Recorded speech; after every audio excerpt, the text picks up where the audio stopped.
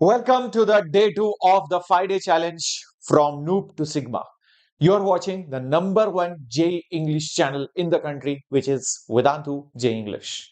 And today, in the day 2, we are starting off with atoms and dual nature, which includes photons, photoelectric effect, atomic structure, atomic spectra, and the dual nature of matter. All of these concepts, which are there in modern physics, are extremely important and very high weightage, guys. So it's time to do this, time to crack this, time to become a Sigma. Yesterday we had an amazing session. All the 3 sessions, if you have done, at least 12 to 20 marks are confirmed just from yesterday's concepts, and those kind of problems you have to keep on solving more. Today you are going to build more 12 to 20 marks, and if you attend all these 5 days, all the 3 sessions, each and every day, you are on the on that mark where you are going to clear JEE Mains. You are going to be qualified for JEE Advanced. So make sure you're marking your attendance and present with your mind, with your body, with your soul in every single session. It's time to fight with your captain Shreyas, and I hope you guys are doing great. Yes, let me go live out here and check you guys out. Hope I'm audible, visible, and I hope you guys have smashed the like button as well. Hi, Joshua, Vidya, Thakrasi, Jetra, Sam, Srimati, Batman, The Swin. Launching the high weightage topic series. Crash is coming soon. While you have asked this question, it's time that I actually show you where that session launch is. Just go down, and if you go to the live section on our channel itself, you can see Sigma high weightage. The launch is on 5th November, 6 o'clock. Yes, mark your calendars, date, time, alarm. You can set it. 5th November, 6 o'clock. That is when it's going to start. Go ahead and yes, smash this like button. Already 32 students are waiting, including me, considering me as a student. Yes, and make sure you are liking not just that session, but also this particular video. Okay, so it's time to begin with this particular session, my dear warriors. I hope you guys are all geared up. So let's begin. By the way, tomorrow morning class is there at 10 o'clock. All the 3 classes are scheduled in the morning, afternoon time. So keep that in mind. It is not in the evening. Okay. Tomorrow is day 3, and day 3 classes are in the morning. Okay. Hi, Rohit. Hi, UFB. Welcome. Hi, everyone. Yes. Good evening, Abhinav. Hi, Ibu. Nice to see you back. And that's when I will let you know what it is exactly. All right, tomorrow. So that's my quick intro. If you are new to the channel, make sure you put it up in the comments. And this is the test syllabus for MVSAT. Tomorrow is the last day for giving it online. After that, everything is closed. Only results will be there. So this is the marking scheme pattern. And depending on the grades, everything will change. Okay, negative marking is there for 11th, 12th and droppers. Okay, the link for registering for MVSAT is down there in the description box. So talking about photons, energy of a photon, momentum of a photon, and the Einstein's equation. When you talk about light, light has both dual nature. One is wave characteristic, where it behaves like an electromagnetic wave. The second one is where it shows particle-like behavior. That particle-like characteristic is called as a photon, and they are basically small quantas. Quanta means packets which carry energy, and light does not carry the energy continuously. Rather, it takes it in small packets or quantas. They are called photons.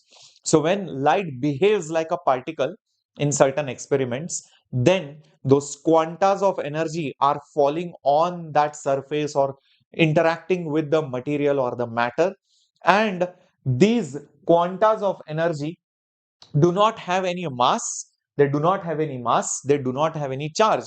That is why light never gets affected by electric fields, nor does it get affected by magnetic fields, because it does not. Photons do not have any mass, they do not have any charge, so no magnetic field or magnets or electric charges can affect it. Keep that in mind. Having said that, light, in spite of not having mass, it has momentum, but you cannot use the formula of mass into velocity lot of students use, the momentum formula as mass into velocity. This is not allowed for light because mass itself is not defined. There is no rest mass. Okay, or rest mass is zero, you can say. So what is the formula for momentum? Either you take the energy of the photon divided by the speed of light. C is the speed of light, and other way is h by lambda. That is a more popular way. H is Planck's constant, lambda is the wavelength. So the value of h, which is the Planck's constant, is nothing but 6.6 into 10 to the power minus 34. Minus 34. Yeah, this is SI units. That's something which you should remember. Momentum is h by lambda, or energy of the photon divided by c. But if you are talking about how much is exactly that energy of the photon, then either you can write hf or hc by lambda. That conversion comes because of the simple fact that speed of light is wavelength multiplied by the frequency, h nu. Nu is basically your frequency. Nu is basically your frequency, or hf, whatever you want to say. So using that, h, which is Planck's constant, into frequency, or hc by lambda, gives me energy of every single particle or the quanta of energy. Keep that in mind. Okay, everyone, till this particular point, absolutely clear? By the way, whenever you want to calculate this particular energy, or energy of a photon, you can use these formulas. You can put h as 6.6 10 to the power minus 34, speed of light as 3 into 10 to the power 8, which is a standard value. C is nothing but 3 into 10 to the power 8 meters per second. Lambda also you can put, but that will complicate the matters. There is a simplified version which you can use, which will be like, a lifesaver, especially in the calculations. Although calculators are now allowed, but still, see, energy of that photon can also be written down as 1240 divided by the lambda.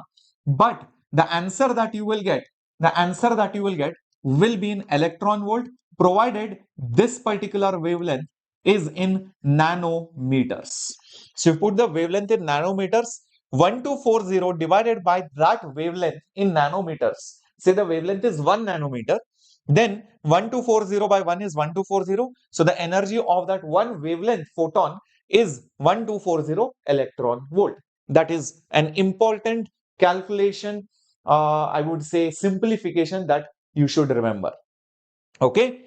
Having said that, when we talk about photoelectric effect, actually it's a one particular method of emitting electrons from some surface. There are three ways of emitting electrons. One is thermionic emission, where you heat a surface. Because of the thermal collisions, the electrons get knocked out, and you will see electrons popping out because of thermal energy. That is why it is called thermionic emission.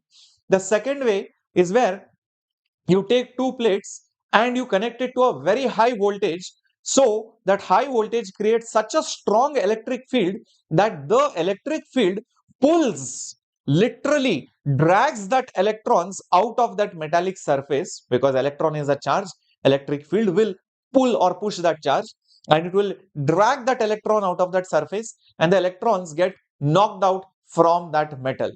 That is called as field emission.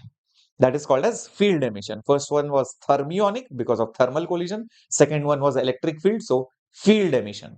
The third one is what we study, that is called photoelectric emission, where the electrons are emitted because light falls onto it. So light has quantas or photons which have energy. So when these quantas of energy interact with the atoms, they will negotiate and pull out those electrons. In that negotiation, some amount of energy is lost, and that is basically phi, or basically that minimum energy to pluck out, to take out that electron from a metallic surface, is basically that work function, minimum energy to remove. So if your photon, which has an energy of h nu or hf or hc by lambda, does not have sufficient energy to pluck out the electron, then no emission will happen below a minimum frequency.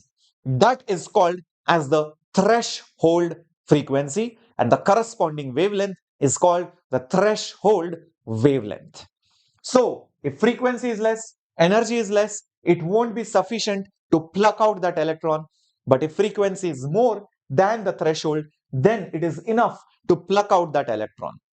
So in that negotiation of those photons, in plucking out those electrons, you will see whatever is the leftover energy will be in the form of kinetic energy. So energy of the photon is the work function plus the kinetic energy. Very, very important. So there are different ways also of writing this. Like I can also write this as hc by lambda. I can also write this as energy of our photon. Then the work function can also be written down in different ways. Like this, I can write the work function as hc by lambda naught being the threshold wavelength, or I can also write it as h nu naught being the threshold frequency. Okay, nu naught being the threshold frequency. All right, I hope this is clear. And this is nothing but your kinetic energy, maximum kinetic energy. So I can also write it as maximum kinetic energy. It can be also written down as electron charge into the stopping voltage. You can use any of these terms instead of half mv max square.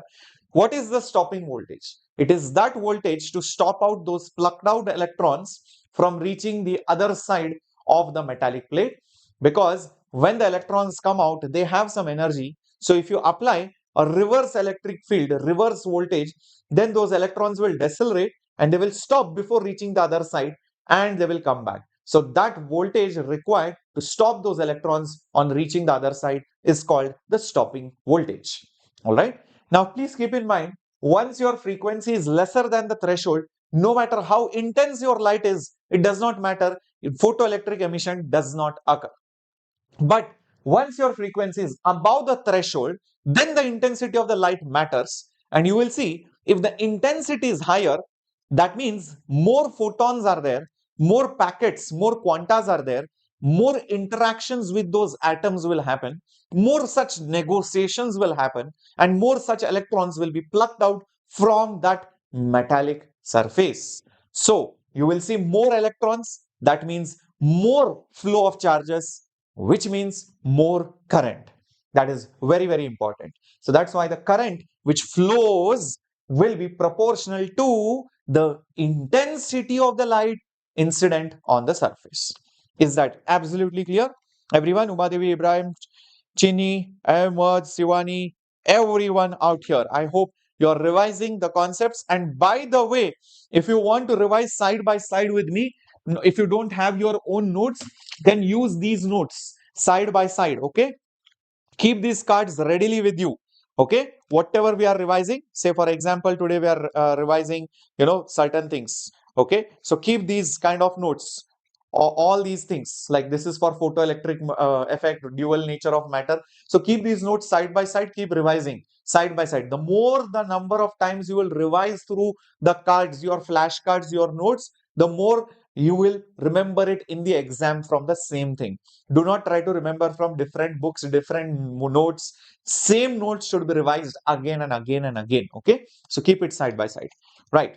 So moving on now to some of the questions coming up on your screen. How many photons of a certain wavelength make up 62 electron volt of energy? 62 electron volt of energy.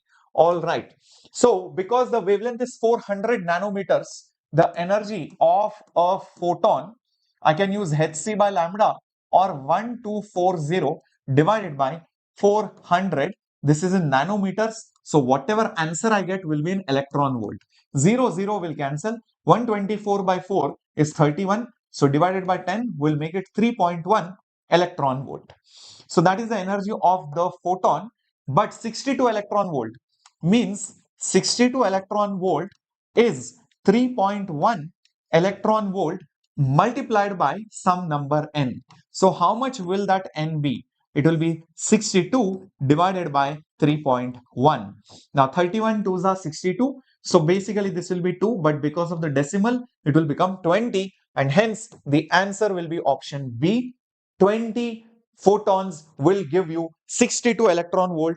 Now electron volt is a small unit of energy which is used for subatomic considerations or subatomic particles.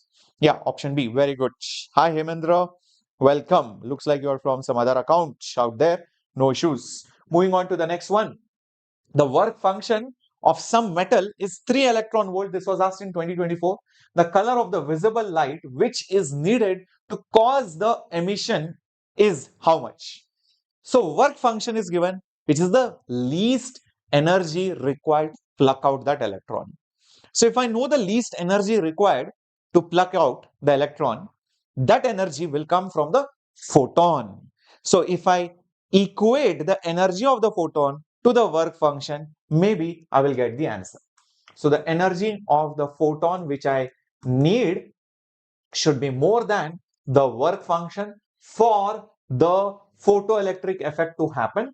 The work function is basically 3 electron volt.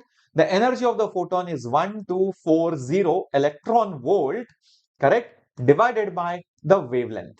So therefore, if I take wavelength on the top, I will see wavelength is over here and I will have 1240 electron volt divided by 3 electron volt. That means lambda is going to be less than 1240 divided by 3, guys. Yes, what is 1240 divided by 3 going to be? It's going to be 4, almost 400 and something like 410 nanometers or something, 410 nanometers. So around 410 nanometers is which color basically? It is nothing but blue color, violet color, blue, violet, all those colors will be there. Yep. So hence the answer is option number 2. Very good. Very good. The flashcards are available down in the description box. You can check it out. Maybe over here somewhere it might be there. Yeah, see, JEE study material, Tatva practice, rank accelerator, quick revision cards and booklets. Click on this particular link. It will take you there. Okay. So this is our quick revision cards. You can see it's available for 1,370 rupees. Enter your details and address. It will be delivered to you.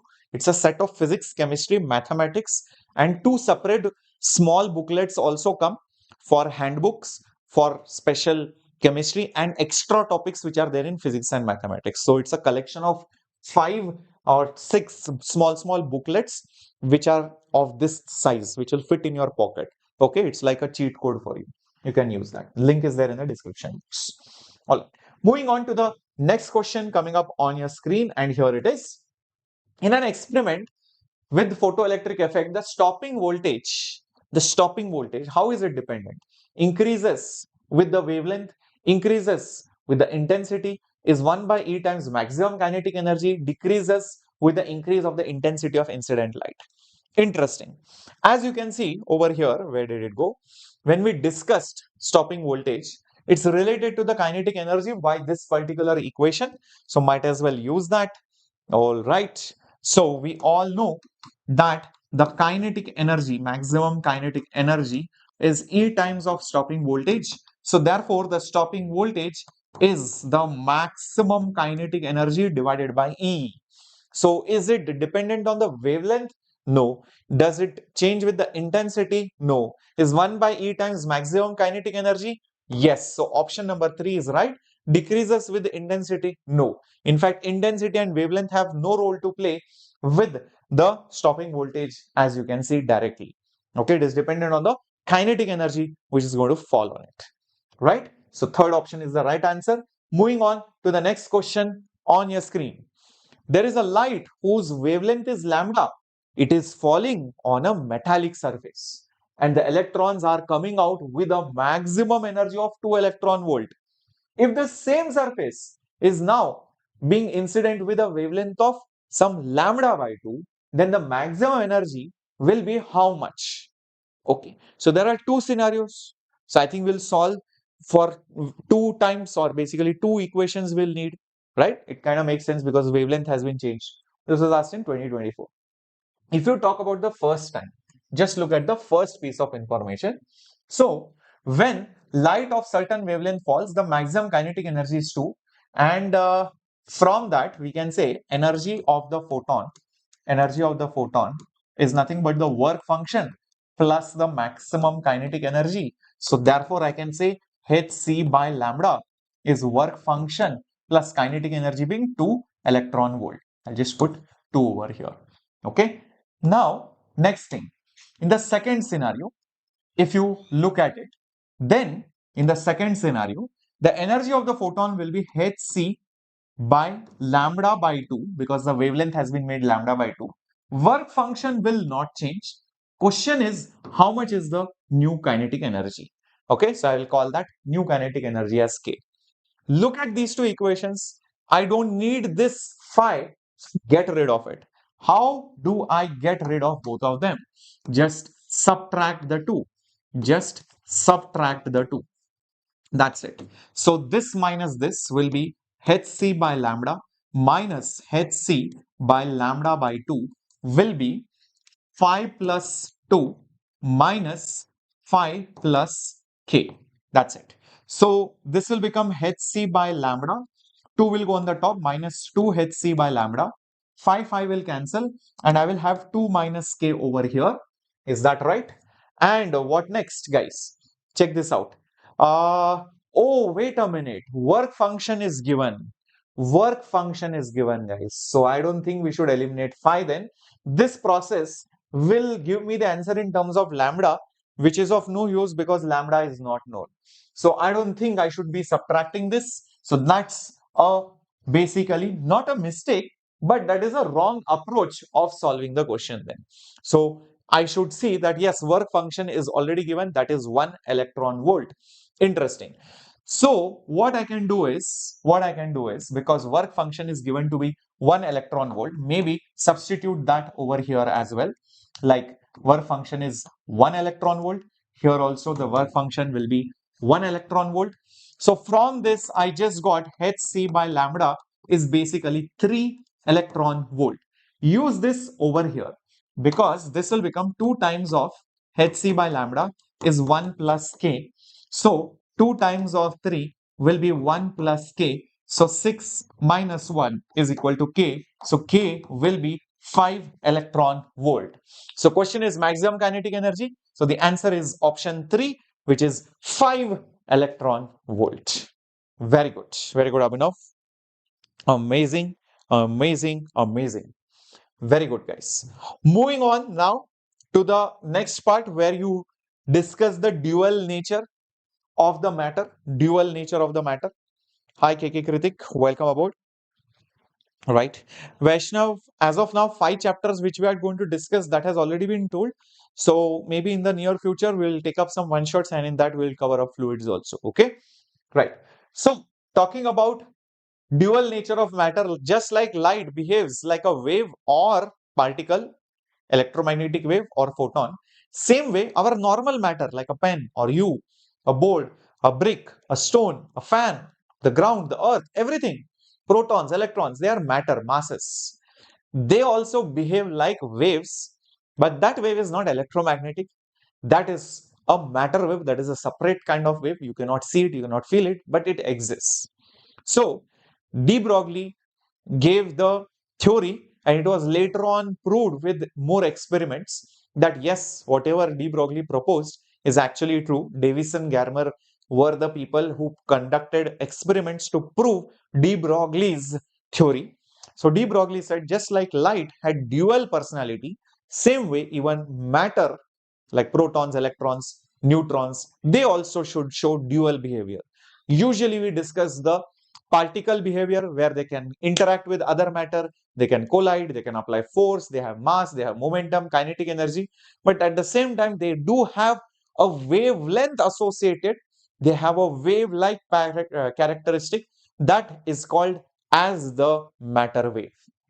The wavelength of such a matter wave is given by h by momentum, which is h by mass into velocity. H being the Planck's constant, mass is m, v is the speed. Keep that in mind.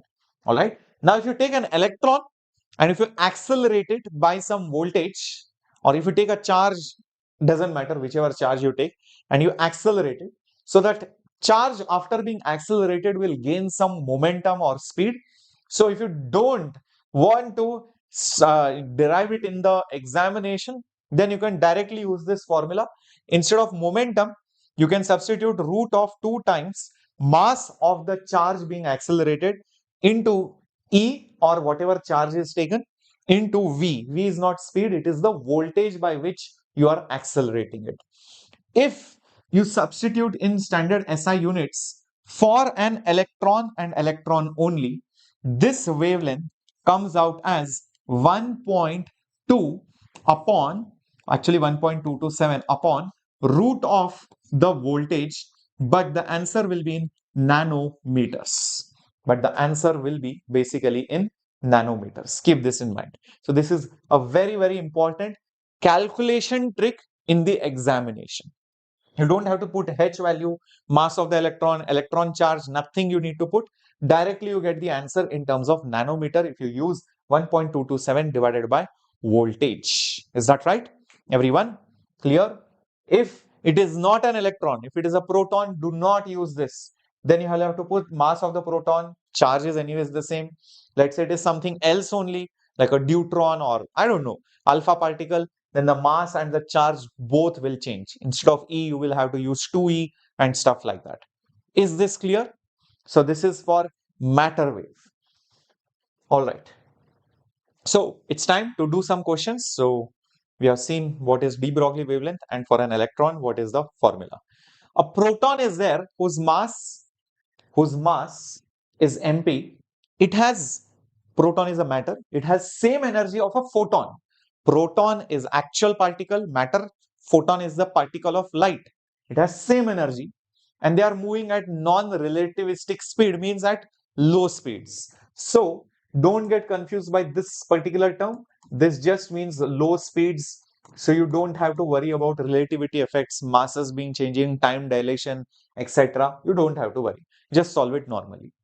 The ratio of de Broglie wavelength of that particular particle, photon to photon, is how much? That's the question. Okay. First, let's solve it for the proton. So for the proton, the energy is going to be the square of the momentum, divided by 2 times mass of the proton.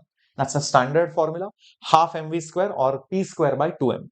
But wait a minute, momentum, I know of a proton, if I use de Broglie's principle, momentum will be h by lambda. Momentum will be nothing but h by lambda. So I will just put h divided by lambda, and this will be obviously squared instead of momentum. I'm just substituting that. So this will become h square divided by 2 times of mp into lambda square. That is your energy. So this is the wavelength of a proton. So I'll just do one thing. I'll call 11 PR, lambda PR. So lambda PR over here. So lambda PR square will be h square divided by 2 times mass of proton into energy. 2 times mass of proton into energy. That is lambda of proton, but we would want the square root of it. So wavelength of the proton will be h divided by root of 2 times mass of the proton into the energy. That is for the proton. Now let's look at the photon.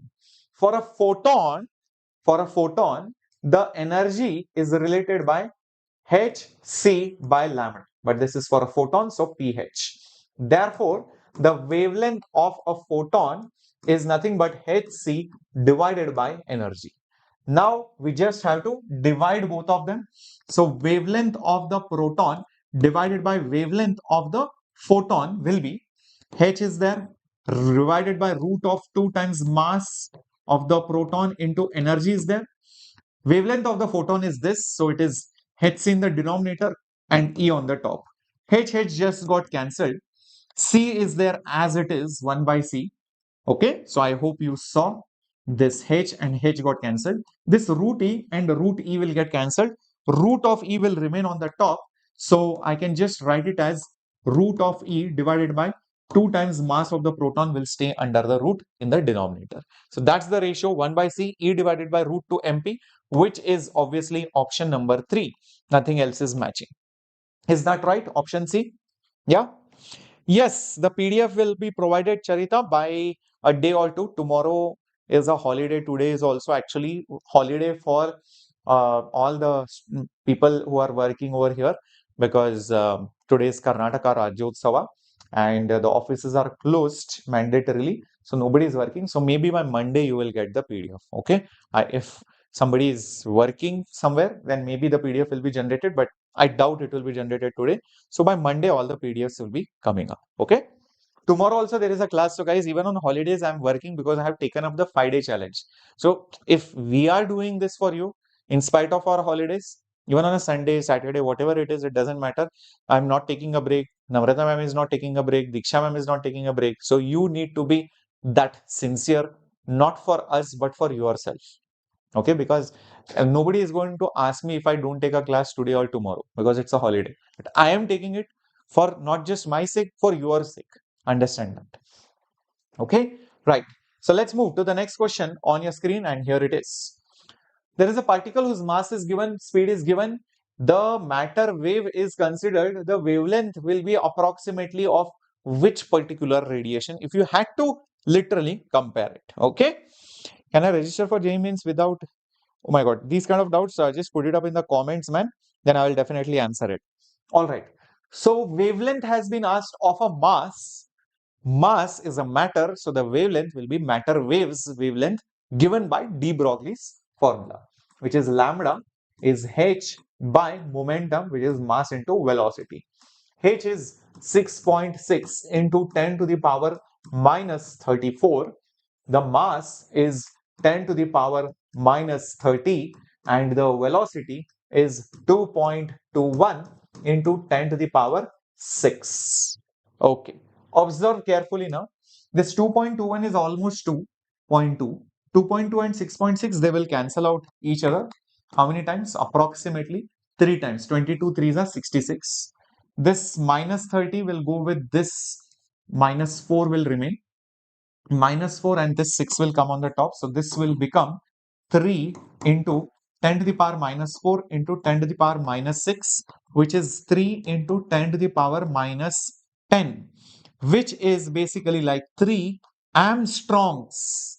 Armstrong is the size of an atom, and atom's size, Armstrong size wavelength is for obviously X-rays. X-rays are in Armstrong. Infrared is in micrometers, millimeters. Gamma rays is in 10 to the power minus 15 meters. Visible radiation is in the power of 10 to the power minus 9 meters, not minus 10. Minus 9 meters will be visible radiation. Yes, option C, very good. Awesome. Keep on answering the questions, guys. Yeah, very nice. Moving on to the next one on your screen. There is some electron who is accelerated by 144 volts, has a matter wave whose wavelength is approximately. I just told you, if an electron, which is a charge, is accelerated, it gets speed, momentum, velocity, kinetic energy. So it has a wavelength, de Broglie wavelength, and that de Broglie wavelength shortcut formula for an electron only is 1.227 divided by root of voltage, but in nanometers. So this will be 1.227 upon root of 144 in nanometers. Now, what is the root of 144, guys? It's a perfect square. So the root is going to be 12, these many nanometers. But I have a feeling we have to find approximately. So take that 1.224 as 1.2, 1.2 by 12. Come on, guys, that's going to be 1 by 10 of a nanometer approximately, which is 0.1 nanometer. 0.1 nanometer, which is option C. Option C is the right answer. That's the de Broglie wavelength. Yeah, very good, CR7. Abhinav, again, very good. Keep it up. Keep it up. Keep it up. Next, the last characteristic of this particular chapter where we talk about radiation pressure, it's also there in electromagnetic waves, by the way. So if you have light, or basically it's a form of energy, it interacts with matter. It has some momentum, so that momentum will create an impulse on the surface. That impulse will generate a force, and if you measure that force per unit area, you will get the pressure which is created by the light. Do not expect this pressure to be an atmospheric pressure. It is so small that you won't feel it. So imagine if light falls on your face, it's not like somebody is slapping you or somebody is poking you. You will barely feel anything. But it is there, it is very minute at atomic level that pressure matters. But for normal day-to-day uses, it will not matter. All right. So if the surface is purely absorbing in nature, it is I by C. But if it is reflecting in nature, then it is 2 times intensity by speed of light. Very, very important. I is intensity, C is speed, P is basically the power. Sorry, pressure, my bad. Now, please keep in mind this particular pressure, P for pressure, this radiation pressure is also the force, the force, the force, the force divided by A. A stands for the area on which it is acting. So how much force is acting per unit area is also the radiation pressure. If it is absorbing, it is just I by C. But if it is reflecting, then double, because it is reflecting, it is changing its direction also. That's why it is double.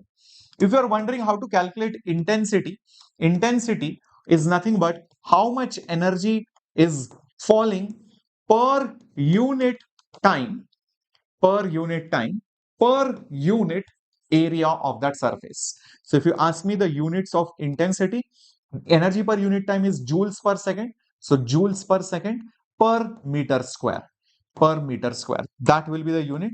Or you can just simply use watts per meter square, because watts is joules per second. So joules per second per meter square is the unit of intensity of the light. How much energy, joules of energy falls every second per meter square. Let's do a question on this which was asked in 2024. Look at it.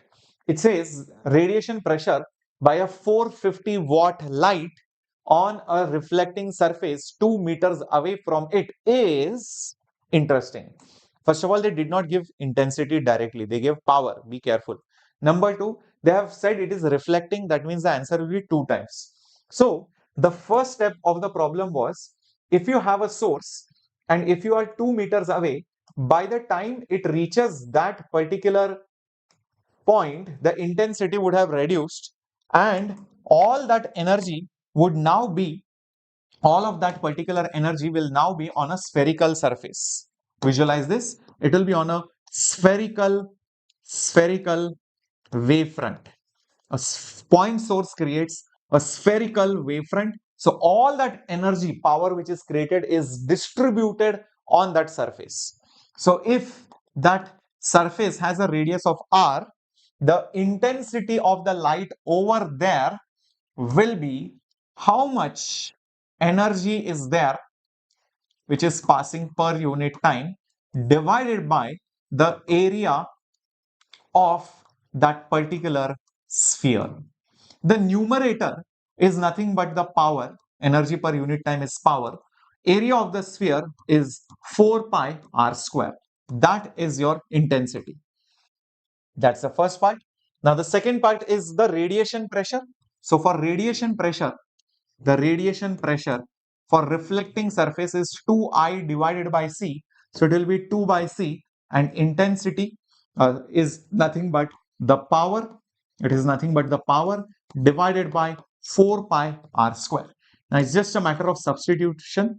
Speed of light is 3 into 10 to the power 8, and power is 405 0. Okay, 4 is there, pi is 3.14.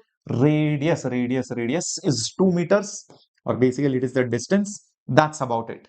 Now you don't have to worry about calculations, because hooray, India has given us an online calculator. So we don't have to worry about such calculations anymore, which save our time, and we get the answer as around 6 into 10 to the power minus 8 approximately. So we get the answer as 6 into 10 to the power minus 8 pascals, because this is Newton per meter square. Hence the answer will be basically option number 3. Okay. Option number 3 is the right answer. Got it? Point is not the calculation, point is, did you understand this particular part? Because the light is spreading in all the directions, it will spread over a sphere. So all that energy is distributed on that sphere. When that sphere grows larger and larger, that means you go far away, the intensity will reduce because the energy is distributed on a larger area. Keep that in mind. Is that right, everyone? Very good. Excellent. Now let's go to atoms part. The first is the atomic structure part and the different models of atoms. So you should know right from Thomson's model, which was basically very simple. It was like a watermelon where the seeds are the electrons and the positive charge is distributed everywhere. The amount of positivity and negativity is equal and they are distributed, so all the forces cancel, the charges cancel. So he was able to explain why the atom is like, okay, chilled out, chill only, neutral. So that was what Thomson's explanation was. But then Rutherford was the one who conducted the gold foil experiment. So alpha rays were passed through a gold foil and the rays scattered in such a way that most of them were undeviated. Few of it was deviated by small angles. A very small amount was deflected by a very large angle. This proved the atom is mainly empty. There is a very strong positive charge which is concentrated inside the atom and it is very small, and that was called as the nucleus. So Rutherford discovered basically the nucleus, that it is very small dense particle and most of the atom is empty, and it was the electrons which are revolving in orbits. Then after that Bohr came. Bohr was the person who basically said why Rutherford's model was not able to explain that limitation of atomic stability and discrete line spectra. So there is a phenomena called atomic spectra where every element has a unique signature of the wavelengths that they emit. Why does that happen? He was not able to explain. Second thing, Rutherford was not able to explain how is the atom stable. Like, okay, the electrons are revolving around the positive charge by electric force of attraction, providing centripetal acceleration.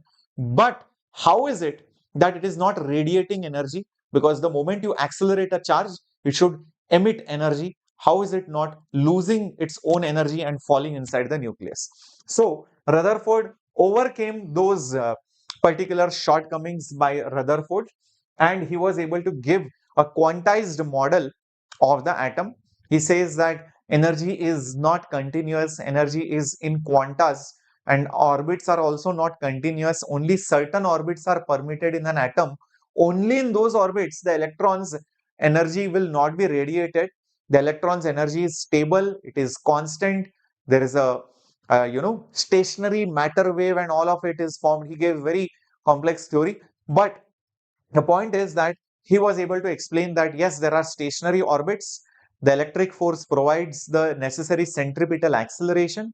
He said there is quantization of energy also, and because of which, only certain orbits, certain energies are allowed. So the following formulas are pretty much useful. Electric force is nothing but Coulomb's constant, which is nothing but 1 by 4 pi epsilon naught. Nucleus charge, which is Z into E, into charge of the electron divided by R square. Okay, this electric force will be nothing but mass into centripetal acceleration, which is m into v square by r. This is the first thing according to Bohr.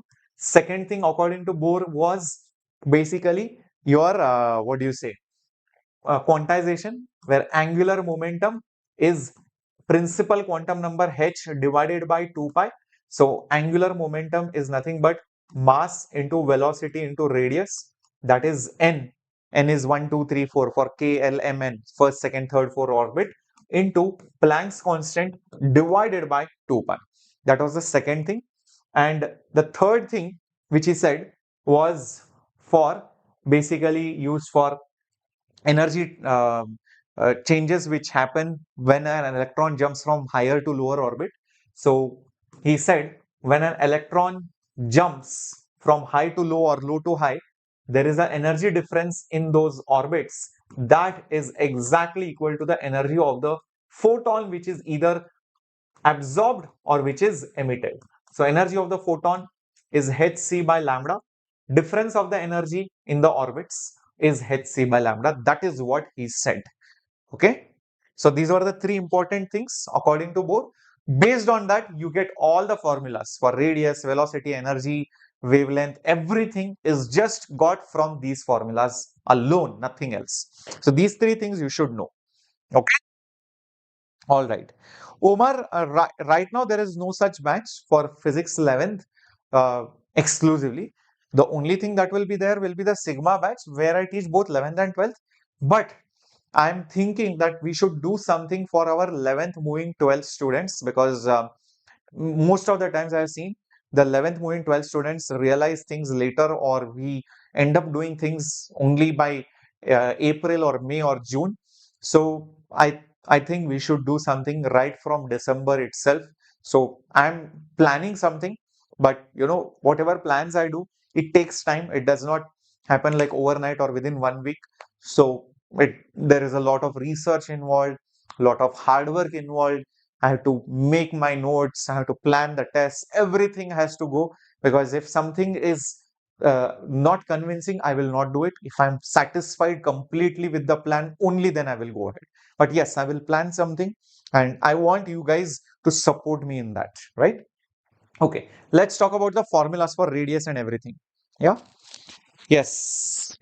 Harish, Shimon sir is not in this particular channel, man. Yeah, Shimon sir was there long time back. It's like almost like 3-4 years now. So we have Namrata ma'am who is teaching maths and Diksha ma'am who is taking care of chemistry, man. Okay, cool.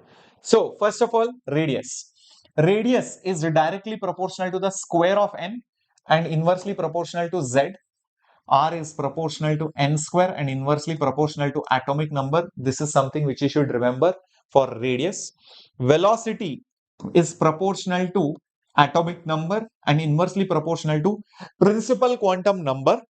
Energy is actually minus 13.6 n square. So actually Z is also there. Energy is proportional to Z square by n square, but there is a negative sign over here. Please keep that in mind. That negative energy stands for binding energy. Okay, so Z is atomic number, N is principal quantum number. So you should remember these formulas, especially for energy. Minus 13.6 electron volt is the energy of the electron in the ground state of hydrogen atom. By the way, even Bohr's model fails because Bohr considered that there is only a single electron, and if second electron comes, the repulsion is neglected. So Bohr model does not apply for two electron atoms. So if it is lithium, then it has to be ionized like Li2 plus, so that only a single electron remains. So that was one of the shortcomings of Bohr's model, by the way. Okay, keep these things in mind. Right? Energy is done. By the way, regarding energy, one more thing, keep it in mind that the kinetic energy of the electron is the negative of that particular energy, and the potential energy is 2 times the total energy of the electron. These formulas are also valid for electrons and even in gravitation for satellites. Okay, very similar theory. So having said that, let's go to atomic transitions. Now that we know every orbit has a specific energy which is given by this particular formula, and first orbit, second orbit, third orbit, fourth orbit, everyone has different energies, discrete in nature. So if an electron jumps from high to low, it will lose energy and it will emit photon. But if an electron absorbs the photon, it will jump to a higher orbit. So that is basically your wavelength emission or absorption. All right, and that energy difference I just told you right over here, that energy difference is basically between the orbits is basically the energy of the photon which is absorbed or emitted. So this wavelength, when you substitute all the values of energy etc, comes out by the Rydberg's formula. So the wavelength which is emitted or absorbed is given by 1 by lambda reciprocal Rydberg constant 1.097 into 10 to the power 7 per meter is 1 by n1 square minus 1 by n2 square, where n1 and n2 are the principal quantum numbers of those orbits where the jumps have happened from third orbit to second orbit, fifth orbit to third orbit. So N1 and N2 are basically those numbers. Actually, there is a Z also in this formula which is missing. So I'll just put Z square also. All right. So that completes it properly. Fair enough. Now, keep in mind that depending on where it is jumping also decides which lines or what name do you give it to those jumps. So, if the jump is from any particular orbit, but it is going to the first orbit, then it is called Lyman series. Lyman series, it doesn't matter where it comes from, but it has to eventually jump to the first orbit. But let's say it comes from somewhere and jumps to the second orbit. It jumps to basically the second orbit. It jumps basically to the second orbit. Then it is called Balmer series, Lyman-Balmer. And finally, if it is jumping from some particular orbit to essentially the third orbit, to essentially basically the third orbit, then it is called Lyman-Balmer-Paschen. Lyman-Balmer-Paschen series. Okay, keep that in mind. So you should know these things. Lyman is in ultraviolet range. So when some electron goes from, let's say, fifth orbit to first orbit, the wavelength is in ultraviolet region. If an electron jumps from, let's say, seventh orbit to second orbit, because it is Balmer, it will be in visible region. If an electron jumps from fourth to third orbit, it is Paschen series, it will be in infrared region. Higher orbits, the series, it will still be in infrared only. It will be more darker and deeper infrared region. Okay, keep this in mind. Right? Okay, right. Perfecto, perfecto. Awesome. Do I listen to the long lecture if I do not know anything about this chapter, or this is enough? Prans, obviously it's better to listen to the long lecture. Okay, and if you are wondering where that long lecture is, sir, here it is. I'll just show it to you. Just go on our channel. Okay, go to the home page itself and you will see it right over here. Okay, one shot JEE preparation. Now, I don't think is the time for you to go through these classes unless you want to go very much in detail. You can see we have kept, where is it, man? Yeah, one shot preparation. Zero to hero is again concise. I would not recommend it right now unless you are done with the theory. You can use the Roar series playlist. These are one shot classes. Okay, just go through these Roar series, physics, maths, and chemistry. The entire playlist is there for 11th and 12th standard, right from units and dimensions to semiconductors. Okay, is that right? Perfect, man. Right? Okay, so it's time to solve some questions on this. And here is the first question coming up on your screen. It's an assertion reason which was asked in 2025. The Bohr model is applicable to hydrogen and hydrogen-like atoms only. The formulation of Bohr model does not include repulsive force between the electrons. Okay, let's see, guys. First of all, think about assertion. Bohr model is applicable to hydrogen and hydrogen-like atoms.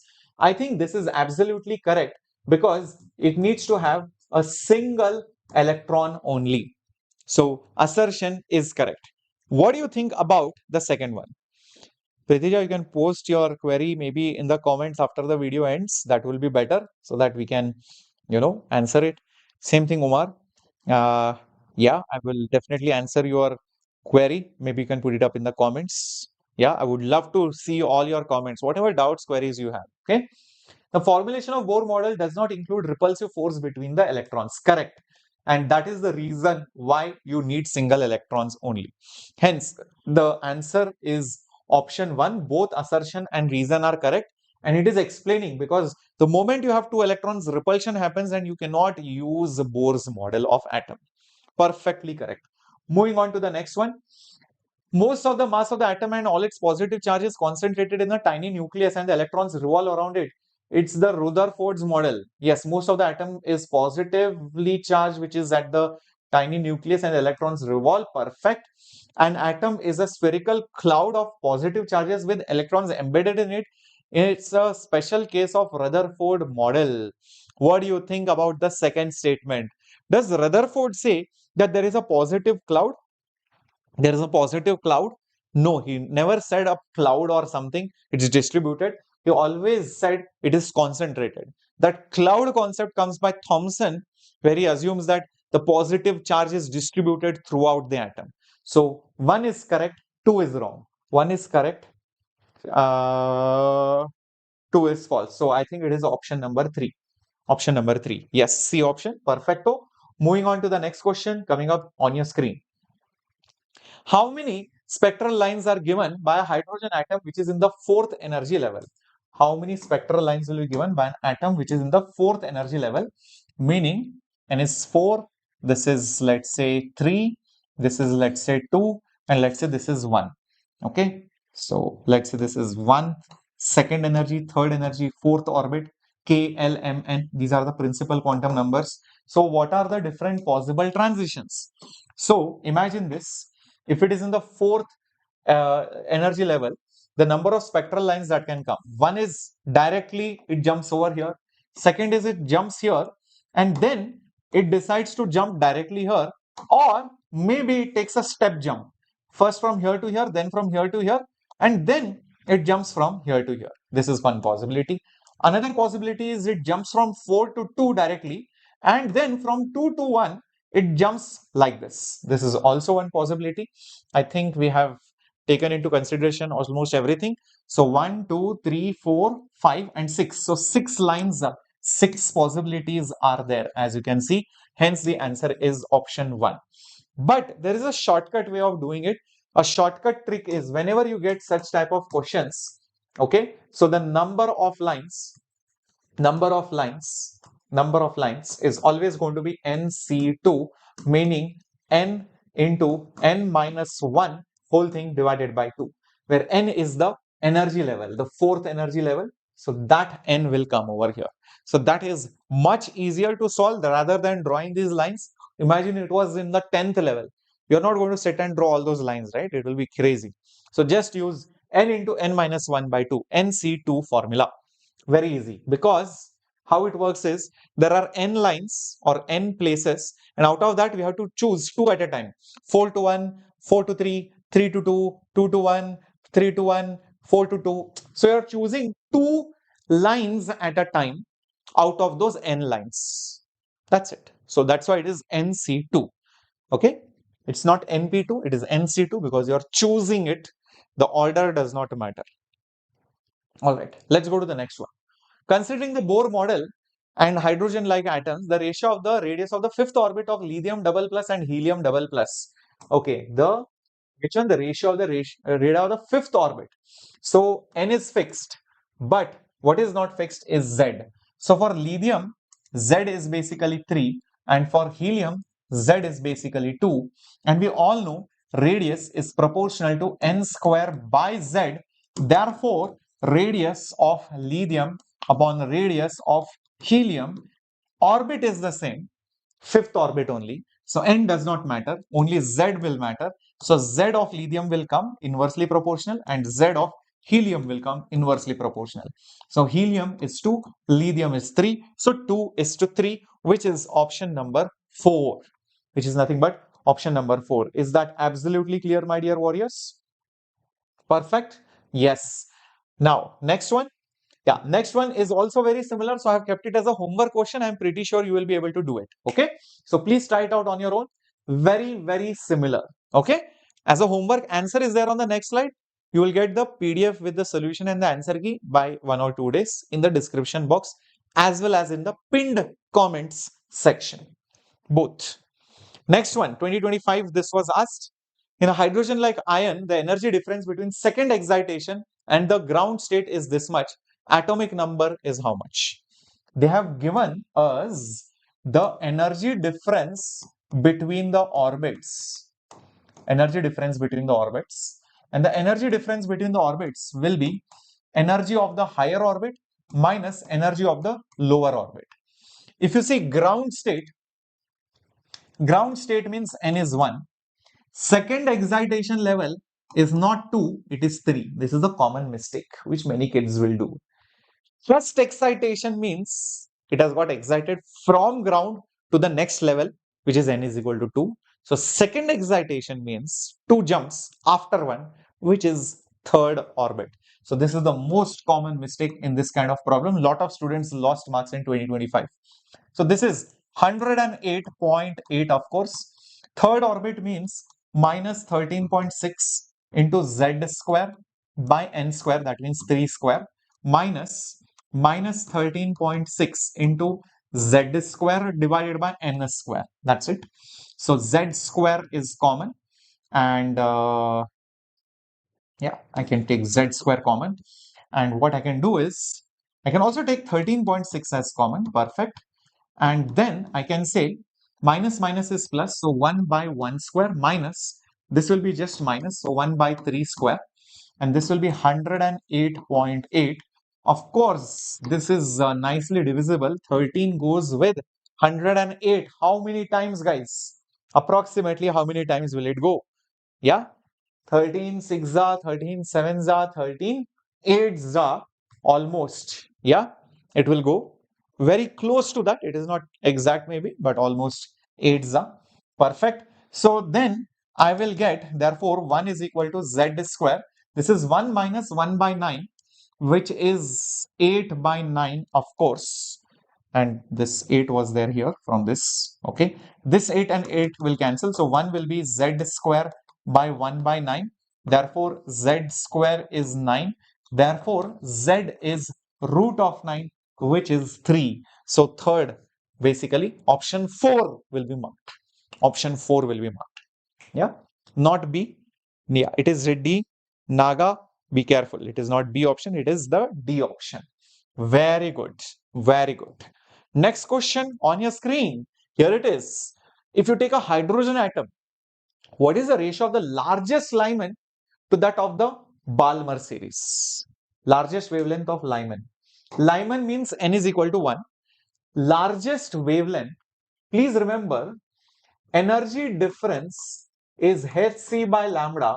So if lambda is more, energy difference is less. So largest wavelength means smallest difference of the energy. So that wavelength for Lyman, my dear warriors, the wavelength for Lyman will be from 2 to 1. Similarly, for Balmer, Lyman Balmer, Balmer means 2. So the next orbit after 2 is 3. So 3 to 2 transition will give me the largest wavelength in the Balmer series. Is that clear? So it is inversely related. Many students take infinity to 1 because they forget that largest wavelength is smallest energy. So if it was smallest wavelength, then it will be from infinity to 1. Okay, so keep this catch in mind. They can trick you over there. So for Lyman, 1 by lambda L will be, R is there, 1 by 1 square minus 1 by 2 square, which is R into 1 minus 1 by 4, which is 3R by 4. Similarly, 1 by lambda Balmer will be R into 1 by 2 square minus 1 by 3 square, which is R into 1 by 4 minus 1 by 9, which is 5R by 36. Now comes the part where you take the ratio. So you just take 1 by lambda B by 1 by lambda L. So lambda B, 1 by lambda B is 5R by 36. 1 by lambda L is 3R by 4. So this will become lambda of Lyman by lambda of Balmer is RR cancels. 5 is there, 3 is there, 4 goes on the top, 36 comes over here. 4 goes with 36 9 times. So I believe it should be 5 by 27. So 5 by 27 is the second option. Is that clear, everyone?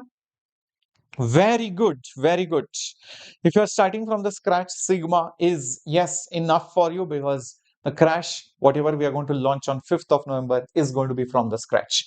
There is a homework question which is very similar to this, but it is on the shortest wavelength. So shortest means infinity to 1. That's your hint. So take that into consideration. Answer and solution is there on the next slide. So that's it. That is it for today, my dear warriors. Now it's time for Diksha ma'am to start the session in a bit. So Diksha ma'am will begin the class, and please remember that our Sigma live launch is on 5th of November, 6 o'clock. So stay tuned. Do not buy anything. Do not go anywhere else, because this is a game changer. And when I say it, I mean it, because it is completely different kind of a batch which you will ever find anywhere else, be it online or offline. So stay tuned. Make sure you like the video and mark your attendance so that you will get a notification too. The PDF of today's session, you will get it in some days in the description box as well. Stay tuned for day number 3. Day number 3, guys, the session is already live. Tomorrow morning, 10 o'clock, Sunday. Yep, KTG and Thermo. Very high weightage. Now it's time for Diksha ma'am to start coordination chemistry and then binomial theorem by Namrata ma'am. Okay? Bye-bye, guys. Do not forget to like this video and subscribe to the Vedantu JEE English channel. Very important. Yeah, or else you'll miss a lot of content, quality content in pure English. Thank you. Bye-bye. Take care.